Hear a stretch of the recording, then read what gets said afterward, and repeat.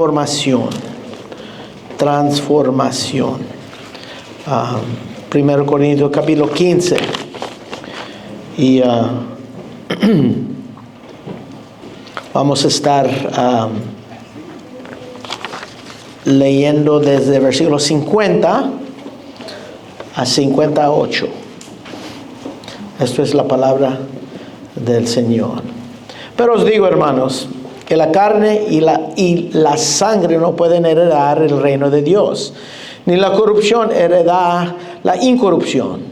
He aquí os digo un misterio: no todos dormiremos, pero todos seremos transformados en un momento, en un abrir y cerrar de ojos, a la final trompeta, porque se tocará la trompeta y los muertos serán resucitados incorruptibles, y nosotros seremos transformados. Porque es necesario que esto corruptible se vista en incorrupción y esto mortal se vista en inmortalidad. Y cuando esto corruptible se haya vestido en incorrupción y esto mortal se haya vestido en inmortalidad, entonces se cumplirá la palabra que está escrito: sorbida es la muerte en victoria.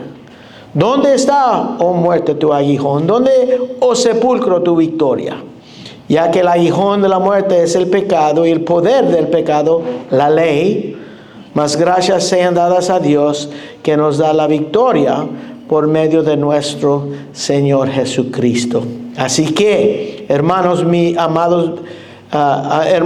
amados, estar firmes, constantes, creciendo en la obra del Señor, siempre sabiendo que vuestro trabajo en Él, Señor, no es en vano.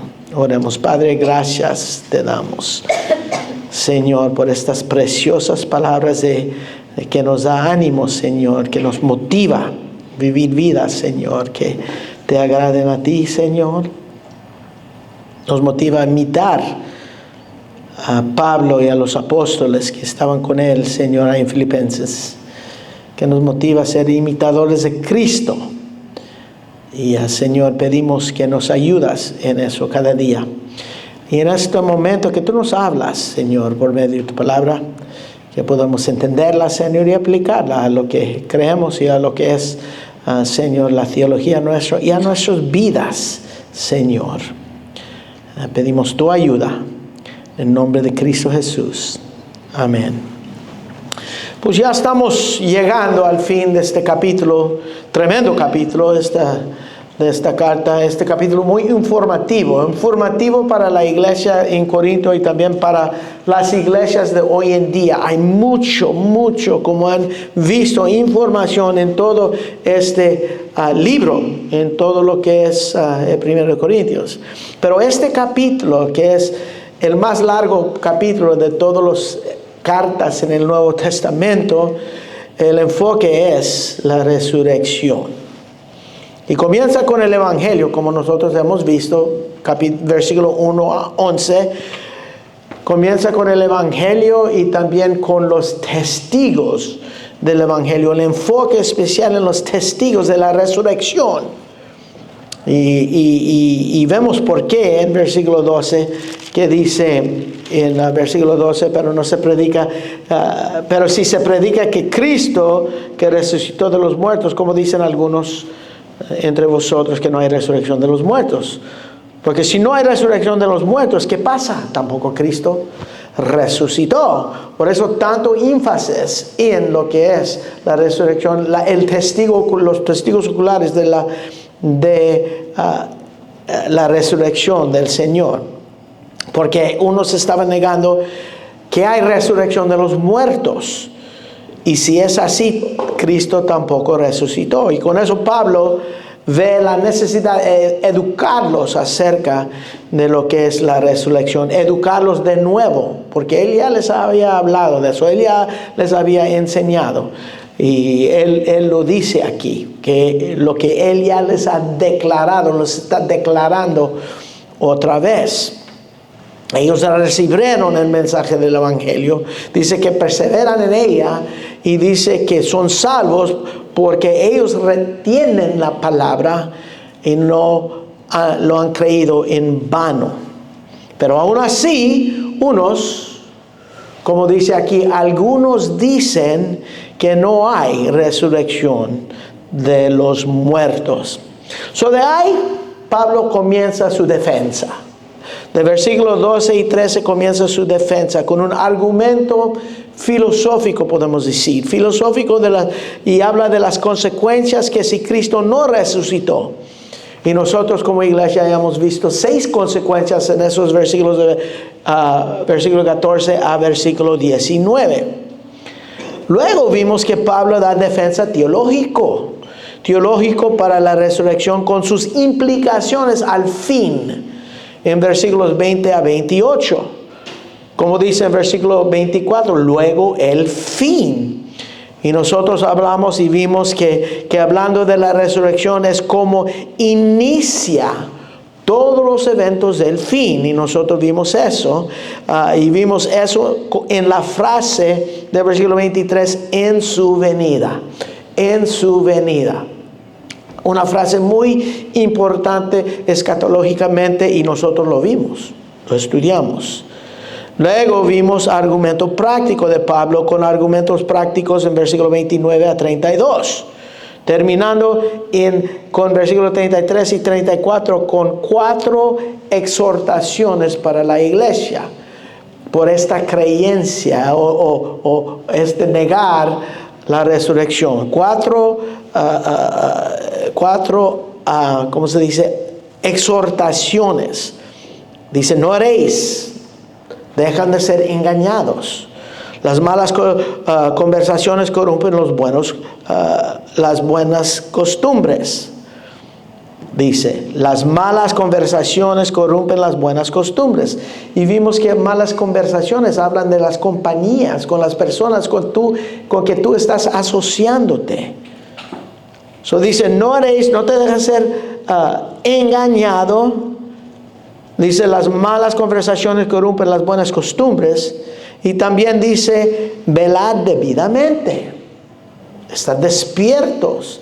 Despiértate como debes. O apropiadamente piensa de lo que ha sido enseñado. Y al fin dice, y no pequéis. Y no pequéis. Estaban pecando en negar lo que es la resurrección del Señor Jesucristo. Y lo que terminamos la semana pasada, Pablo anticipa 2 preguntas acerca de la resurrección. Las 2 preguntas que se ven en versículo 35. ¿Cómo resucitarán los muertos? ¿En qué manera y con qué poder? ¿Y con qué cuerpo vendrá? Y para contestar eso nos dio unas analogías y contrastes de características de nuestro cuerpo resucitado, cómo será en comparación con este cuerpo que tenemos en este mundo.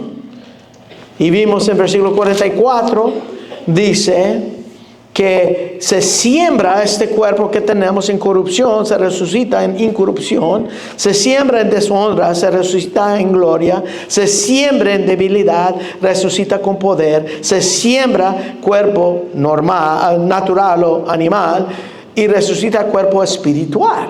4 contrastes. Y es interesante que Pablo dice se siembra, porque esa analogía usó en cuanto a describir que el cuerpo nuestro va a ser totalmente que la semilla que es sembrado. Pero así va a ser, los contrastes, así es el cuerpo que vendrá. Ahora, en versículos 50 a 58,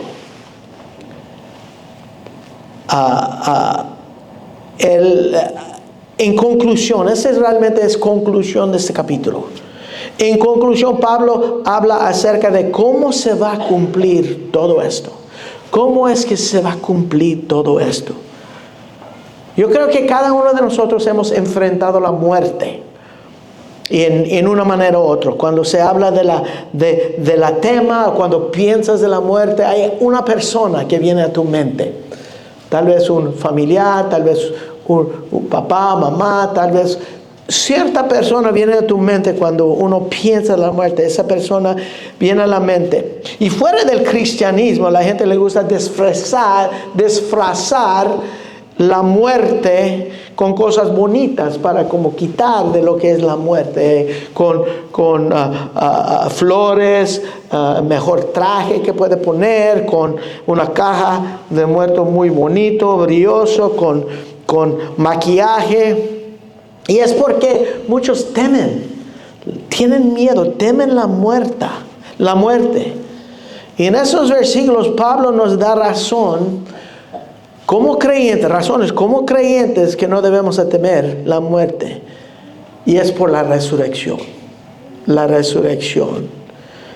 Este capítulo realmente habla de la promesa de la muerte y en este párrafo de la victoria sobre la muerte como conclusión. Nos muestra la relación entre la muerte, el pecado y la ley, con los cambios también que tienen que suceder para que nosotros podamos experimentar la gloria de Dios. Este capítulo es tan importante para toda carne. ¿Por qué? Porque un día cada uno de nosotros va a llegar al fin de nuestra vida.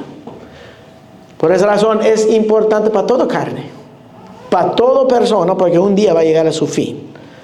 Y hay tres cosas que sobresalen naturalmente de este párrafo. Versículos 50 y 53 habla de la transformación. Versículos 54 a 57 habla de la victoria. Y versículo 58 habla de el desafío para el creyente.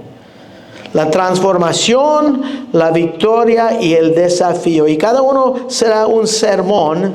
Y hoy vamos a comenzar con transformación. Pablo acaba de explicar que para estar en lo celestial, que Dios nos tiene que vestir con nuevos cuerpos que están adecuados de estar ahí. Porque lo de esta tierra, estos cuerpos, no servirán allá. En versículo 49 dice, así como hemos traído la imagen del terrenal, de todo lo de esta tierra, traeremos también la imagen del celestial. Está diciendo, necesitamos cuerpos equipados para vivir en lo eterno, en lo celestial. Es lo que acaba de decir. Y en versículo 50, él dice, pero esto digo, hermanos y hermanas. Esto digo, hermanos, implica y hermanas, que la carne y la sangre no pueden heredar el reino de Dios. Y no puede heredar el reino de Dios, ni la corrupción heredar incorrupción. Aquí Pablo dice, para heredar el reino de Dios, para recibir nuestra herencia, tiene que haber un cambio. Tiene que haber una transformación. Y dice, ¿y cómo es nuestra herencia? Lo hemos visto en 1 de Pedro capítulo 1. 1 de Pedro capítulo 1, versículo 3. Dice, bendito el Dios y Padre de nuestro Señor Jesucristo, que según su grande misericordia nos hizo renacer. Nacimos de nuevo para una esperanza viva por la resurrección de Jesucristo de los muertos. Nos hizo renacer para, versículo 4, una herencia, nuestra herencia, incorruptible, incontaminada, inmarcesible, reservada en los cielos para vosotros, para nosotros, que sois guardados por el poder de Dios mediante la fe. Ahora, ¿cómo es nuestra herencia? Aquí dice, es una herencia que incontaminada, incorruptible, incontaminada e inmarcesible. Eso es. Y si es incontaminada, aquí dice en versículo 15, eso es sin corrupción.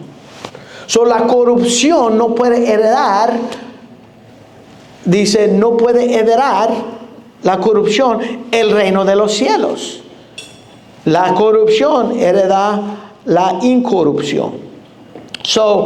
aquí no puede heredar el reino de Dios. Así, un cambio es necesario. Un cambio es necesario. Porque dice que carne ni sangre no puede heredar el reino de Dios. En decir carne y sangre, Pablo se refiere a este cuerpo, al cuerpo carnal, el cuerpo natural, el cuerpo físico. Necesitamos un nuevo cuerpo, es lo que está diciendo. Este cuerpo, Dios lo diseñó, mi cuerpo y el de ustedes, lo diseñó para vivir en este planeta, en esta tierra.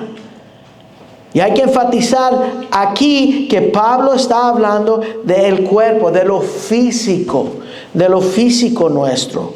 Porque en capítulo 3 de Juan, él dice que todo el que nace de nuevo,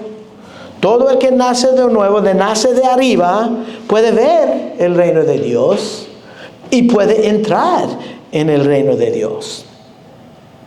Somos declarados justos cuando nacimos de nuevo, cuando nacimos de arriba.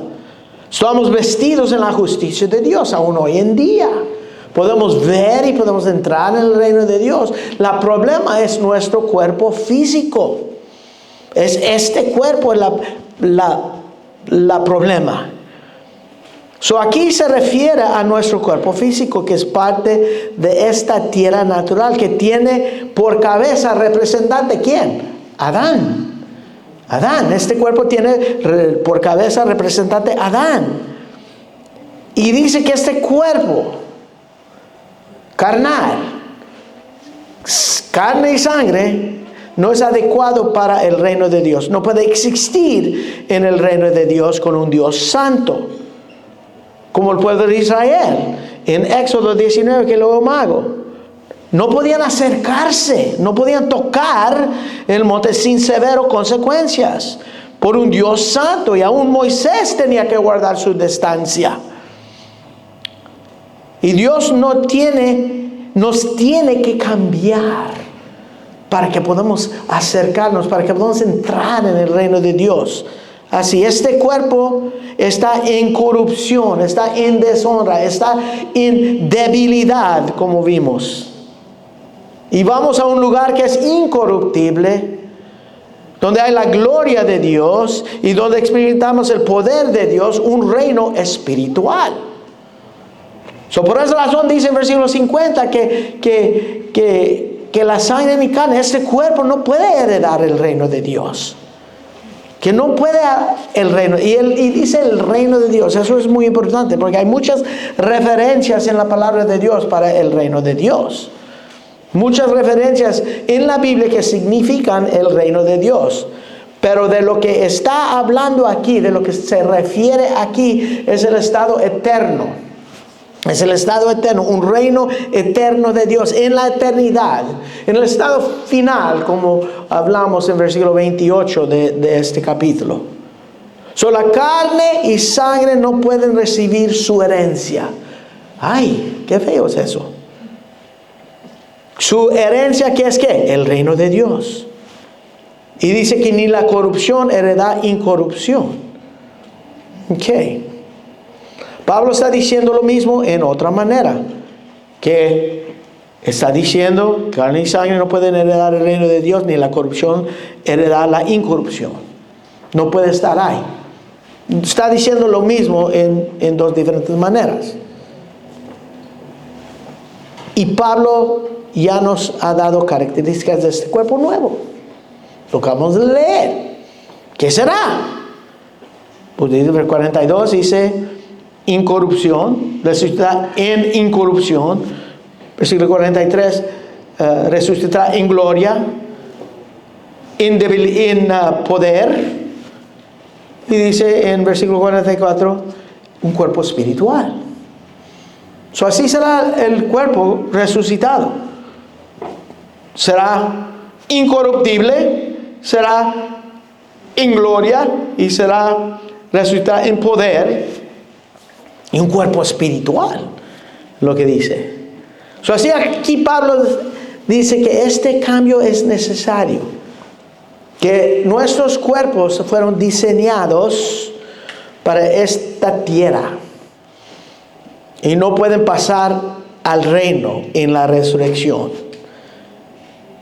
Y aquí en versículo 51 es interesante porque Pablo anticipa una pregunta que es tan obvio que ni lo escribe. Si los cuerpos corruptibles que están sembrados, que han muerto, van a resucitar en un cuerpo completamente diferente, uno incorruptible, glorioso, poderoso, espiritual, si lo que fue sembrado va a resucitar así, ¿qué es la pregunta? ¿Qué de los que están viviendo cuando esto ocurre? Obviamente es una buena pregunta. Es una pregunta que sobresale aquí, aunque él no lo escribe. ¿Qué pasa con ellos? Y esto es clave, hermanos. Versículo 51. He aquí. Él dice, aquí. Está diciendo, eso quiere decir, pon atención. Escucha esto, les voy a decir algo importante. He aquí. Y luego dice, os digo un misterio. En el griego la palabra es mysterion. No es como nosotros normalmente conocemos un misterio. El sentido como nosotros pensamos que es un misterio. Nosotros decimos, un misterio, wow, es algo que nunca vamos a saber. Es misterioso, es un misterio. Pero así no se usa esta palabra en el griego y en el Nuevo Testamento. Con un misterio aquí, en el Nuevo Testamento, Él está diciendo, les voy a decir les tengo nueva información. Les tengo nueva información. Os digo un misterio. Un misterio es algo que no se conocía, que ahora lo voy a revelar. Es revelación nuevo. Revelación nuevo. Algo que no se conocía en el Antiguo Testamento, que ahora va a revelar en el Nuevo Testamento. Y es algo que uno jamás se podía descubrir con analizar, con estudiar. Jamás, algo que jamás pudieras sacar de lo que tenemos revelado. Eso es el misterio. De nuevo, información. Un misterio. En otras cartas él escribió, él refiere a diferentes misterios. En Efesios, en Gálatas, Colosenses y también en esta carta Tesalonicenses habla de diferentes misterios, cosas nuevas, nueva revelación que Él está dando. Algo que no se conocía en el Antiguo Testamento, que Dios está revelando ahora en el Nuevo Testamento. Por eso dice, he aquí, pon atención, les voy a decir algo importante. Un misterio que no se habló en el Antiguo Testamento. Y no es la resurrección. Ahora, ¿qué es este misterio? Es transformación. De que como los creyentes que todavía viven cuando Cristo regresa, van a ser cambiados cuando Él viene. Eso es el misterio que Él va a revelar a ellos, los que viven. Es un misterio que no se habló en el Antiguo Testamento y no en la resurrección. ¿Por qué? Porque la resurrección sí se habló en el Antiguo Testamento. Aún en Job, hemos visto, Job 19, dice, yo sé que mi Redentor vive, en 19, 20, 26 dice, y después de desechar mi piel, después que se deshace esta piel, en mi carne he de ver a Dios. Después que yo me muero y se deshace esta carne, en mi carne veré a Dios, en mi cuerpo resucitado, dice Job. También en los Salmos habla de la resurrección. Salmo 16, Salmo 18, Salmo 30, perdón. No es el misterio de la resurrección. Porque la resurrección no es un misterio. En este sentido. En que algo escondido, algo de que no fue hablado en el Antiguo Testamento, que es nueva revelación en el Nuevo. Está hablando del misterio. ¿Qué es el misterio? El misterio es el arrebato de la iglesia. La parusia, como se dice, la venida del Señor por su iglesia. Es algo de que el apóstol Pablo habló en 1 Tesalonicenses capítulo 4.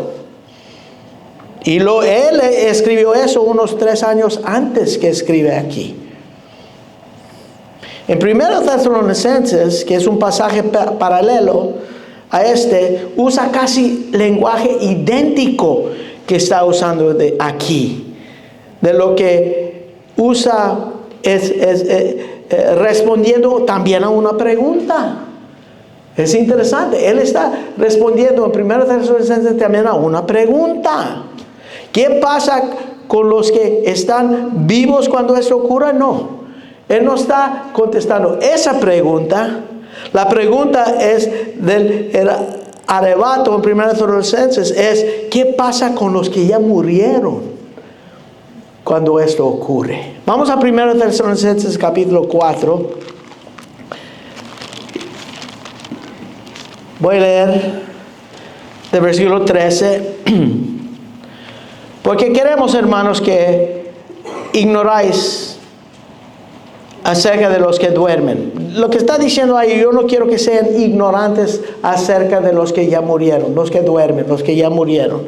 Porque estaban haciendo esa pregunta, ¿qué pasa si este evento, Dios va a venir por nosotros, mis seres queridos sean muertos, van a perder este gran evento? Y él dice, yo no quiero que sean ignorantes acerca de ese evento, para que no entristezcáis como los otros que no tienen esperanza. Porque si creemos que Jesús murió y resucitó, eso es Romanos 10:9, si somos creyentes, dice, así también traerá Dios con Jesús los que durmieron en él. Él los va a traer, los que durmieron en él, los que están con él ahora. Por lo cual os decimos esto en palabra del Señor, que es la palabra de Dios, que nosotros que vivimos, que habremos quedado hasta la venida del Señor, no precederemos a los que durmieron. Que nosotros que todavía estamos vivos, no precederemos o no vamos antes que los que durmieron, los que murieron. Porque el Señor mismo, con voz de mando, gran voz, con voz de arcángel, con trompeta de Dios, descenderá del cielo, y a los muertos en Cristo resucitarán primero. Tú estás diciendo, no te preocupes por los que ya se durmieron, ya que se murieron. ¿Qué pasa con ellos? Ellos van primero. Luego nosotros que vivimos, los que hemos quedado, seremos arrebatados. Ahí está, arrebatados. Juntamente con él, con ellos, con los que estaban enterados en su nuevo cuerpo, en las nubes, somos juntados con ellos en las nubes para recibir al Señor en el aire. Y ahí, así estaremos siempre con el Señor. Por tanto, alentaos los unos con los otros con estas palabras. Aquí no está hablando de la resurrección, donde hay juicio, donde hay furor, donde hay enojo de Dios, ira de Dios. No, está hablando de un evento en que Dios nos arrebata. Esa es la palabra. Nos arrebata, nos lleva. Los muertos primero, porque ellos estaban diciendo, ay, ¿qué pasa con los que murieron? ¿Van a perder este evento? No. Ellos van a ir primero. Que los que están vivos, dice en 1 de Corintios 50. No es la pregunta, pero es bien obvio. Bien obvio. Regresamos a 1 Corintios 15. Porque dice que carne ni sangre no puede heredar el reino de Dios, ni la corrupción, ni la incorrupción. Un misterio. No todos van a morir. No todos van a morir. Okay. Cuando esto ocurre, no todos van a morir, pero todos serán transformados. Muertos y vivos serán transformados. Oh, interesante. Eso es el misterio. ¿Qué es el misterio? Que no todos dormiremos. No todos van a morir, pero todos van a ser transformados. Eso es el misterio. Wow. Y es necesario que sean todos transformados. ¿Por qué? Por lo que dice el versículo 50. Carne ni sangre no puede heredar el reino de Dios. La corrupción, la incorrupción. Tienen que ser transformados. Es algo que necesitas ocurrir. Cuando viene el Señor por su iglesia en la resurrección, cuando unos todavía viven, ellos serán ¿qué? Transformados. Ellos tienen que ser transformados. Es necesario. Porque no pueden ir con esta carne ni sangre. Y la verdad de esto es un misterio que Dios ahora está revelando. Es algo que nosotros jamás podíamos conocer sin la revelación de Dios. Un misterio que en verdad de Dios no se conoció hasta un punto en tiempo que cuando Dios en su providencia lo revela y lo hace. Cuando lo hace es conocido como un misterio. Eso es un misterio de las Escrituras. Revela esto.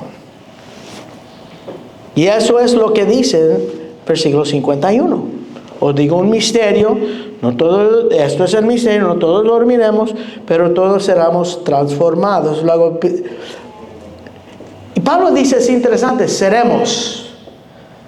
Eso implica que él está anticipando que Él va a estar ahí. Él dice con la anticipación que esto ocurre en su vida. Y así nosotros debemos vivir, hermanos. Con esa anticipación. Debemos vivir nuestras vidas así como Pablo lo esperaba. Porque él sabía que esto iba a ocurrir. Esto iba a ocurrir. En 1 Tesalonicenses dice, nosotros los que vivimos durante este evento. Aquí dice, los seremos transformados como Él está vivo en ese entonces. Interesante. No todos van a morir. Aquí está diciendo, no todos iban a morir. Hay dos grupos, los muertos y los vivos, dos grupos que serán transformados. Tienen que ser transformados. ¿Por qué? Porque carne ni sangre no puede heredar el reino de Dios. Ahora, ¿cómo ocurre? Eso es lo interesante, versículo 52. En un momento, en un abrir y cerrar de ojos. Aquí él está usando metáfora que describe qué tan rápido va a ocurrir este evento de transformación. En un momento, esa palabra en el griego es atomos. En el griego habla de un periodo de tiempo más pequeño que ya no se puede dividir. Un segundo puede ser medio segundo, la mitad de un medio segundo, la mitad de un cuarto de segundo. Todavía puede ser dividido.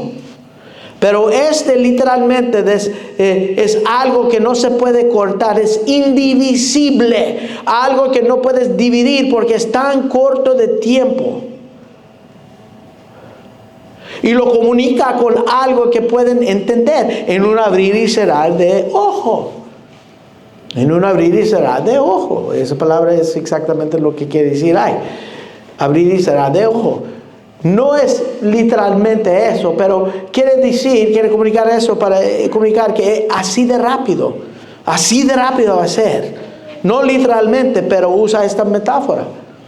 más rápido es armas. Un momento, un tiempo tan corto que ya no se puede dividir. Y uno usa esas dos expresiones para comunicar que es rápido este evento, que va a suceder rápidamente en un momento, en un abrir y cerrar de ojos, en su poder. Él nos va a transformar muertos y vivos. Wow. Luego dice aquí, a la final, trompeta. Así como dice en 1 Tesalonicenses capítulo 4, con la trompeta de Dios. Dice, con la trompeta de Dios. Esto es la trompeta de Dios. Por la historia del pueblo de Israel, usaban trompetas para juntar el pueblo de Dios. Como vimos en Éxodo 19, lo que leo Mago. Esto es la señal, una trompeta.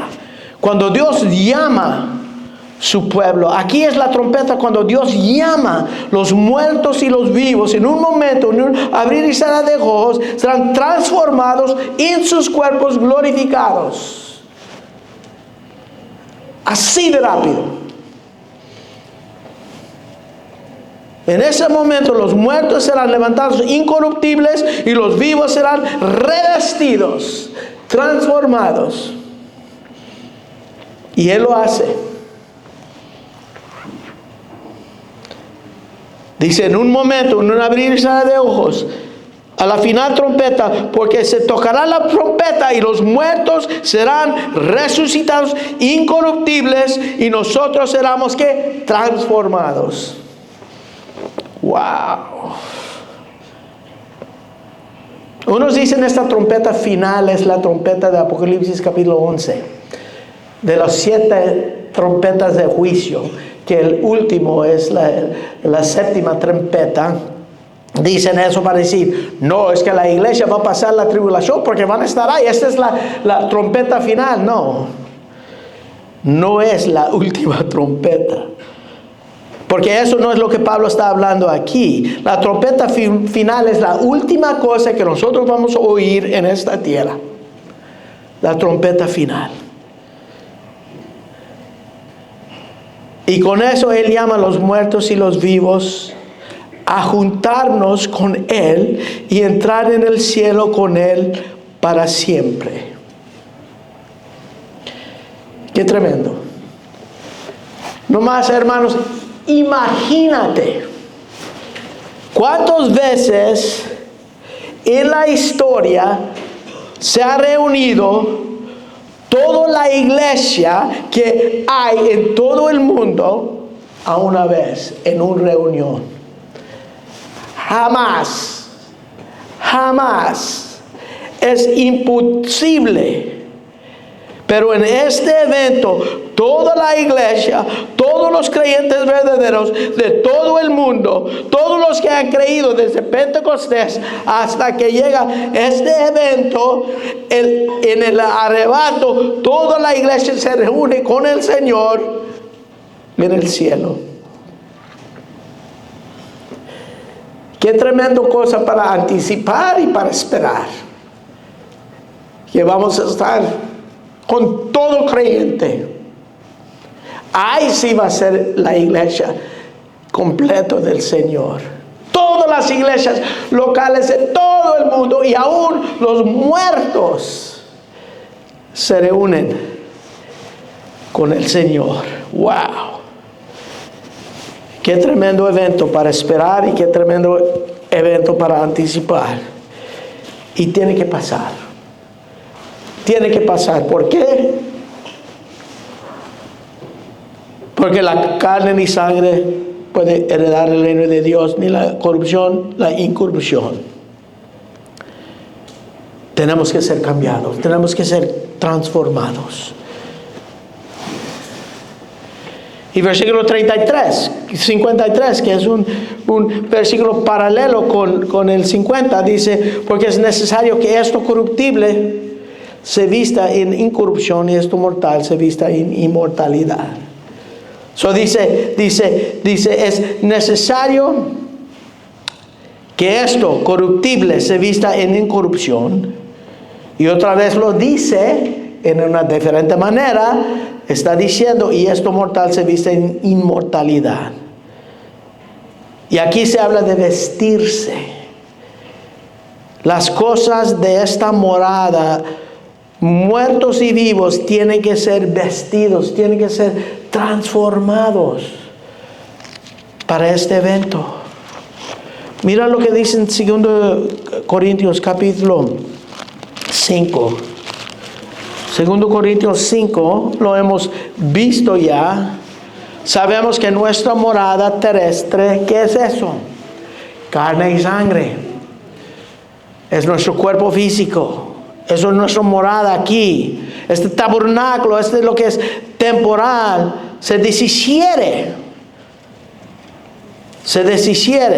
Si este tabernáculo se deshiciere, tenemos de Dios un edificio, una casa, no hecha de manos, es eterna, es espiritual, es el cielo, en los cielos.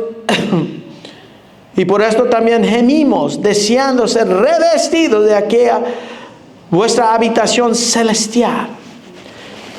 Yo voy a preparar un lugar donde yo estoy, estarán conmigo. Está preparando para cambiarnos, transformarnos. Pues si así seremos hallados vestidos, no desnudos. Gemimos, versículo 2, deseando ser revestidos con aquella habitación celestial, pues así seremos hallados vestidos. Y está hablando de vestirse, no desnudos. Porque así mismo los que estamos en este tabernáculo gemimos con angustia, porque no quisiéramos ser desnudados, sino revestidos, para que lo mortal sea absorbido por la vida. Mas Él nos hizo para esto mismo, es Dios, que nos ha dado las alas del Espíritu, la promesa. Necesitamos nuevo cuerpo para entrar en el estado eterno, el reino de Dios. Necesitamos estar revestidos. Y Dios lo va a hacer. Hermanos, Dios lo va a hacer al instante. Pablo nos revela este misterio, algo que no se sabía en el Antiguo Testamento, hasta el Nuevo Testamento. Y él menciona este misterio en Juan capítulo 14. Él menciona este misterio en 1 Tesalonicenses 14. Y pasan 3 años y lo menciona en esta carta. Hermanos, este evento es eminente. Quiere decir que va a ser pronto. Es inevitable. Va a ocurrir. Va a ocurrir. Y puede suceder, hermanos, en cualquier momento. No hay nada en la profecía que tiene que cumplir antes que eso se sucede. Puede suceder hoy, antes que nosotros salimos de ese lugar. Tan rápido, antes que yo termino prédica puede venir y llevarnos. Un momento, abrir y cerrar de ojo. La última sonido que vamos a escuchar aquí es una trompeta. ¡Pum, pam! Y ahí vamos a estar con toda la iglesia del Señor, desde Pentecostés hasta cuando ocurre Toda una generación de creyentes vivirán para siempre transformados. Transformados en victoria. Y eso es lo que vamos a hablar la semana que entra. En esos versículos 54 a 57. La victoria. Eso veremos cuando regresamos. Oremos. Padre, gracias te damos, Señor, por esta esperanza que es tan tremendo, Señor. Es algo a pensar que uno lo puede leer y Señor, pero cuando realmente tu Espíritu nos da el sentido de lo que dice estos textos, es algo, Señor, que inimaginable, Señor. No podemos imaginar cómo va a ser este evento, cómo va a ser, Señor, tan glorioso nuestro cuerpo y Señor, qué rápido va a ocurrir. Padre, nuestro deseo es por nosotros mismos que seamos listos cuando esto ocurre. Pedimos, Padre, por nuestros hijos, por todos nuestros familiares, Señor, aún los que profesan la fe. Porque sabemos aquí, Señor, que tienen que ser creyentes verdaderos para heredar el reino. Dice que el que nace de nuevo va a ver el reino de Dios. El que nace de nuevo va a entrar en el reino de Dios. Y cuando uno nace de nuevo, Señor, sabemos que ahí estaremos para siempre, en nuestro nuevo cuerpo que tú has transformado con el poder. Y vamos a estar en tu gloria por toda la eternidad. Bendito Señor, eres tú y qué bueno para con nosotros. Ayúdanos a contemplar, Señor, estas palabras de Pablo. En nombre de Cristo Jesús. Amén.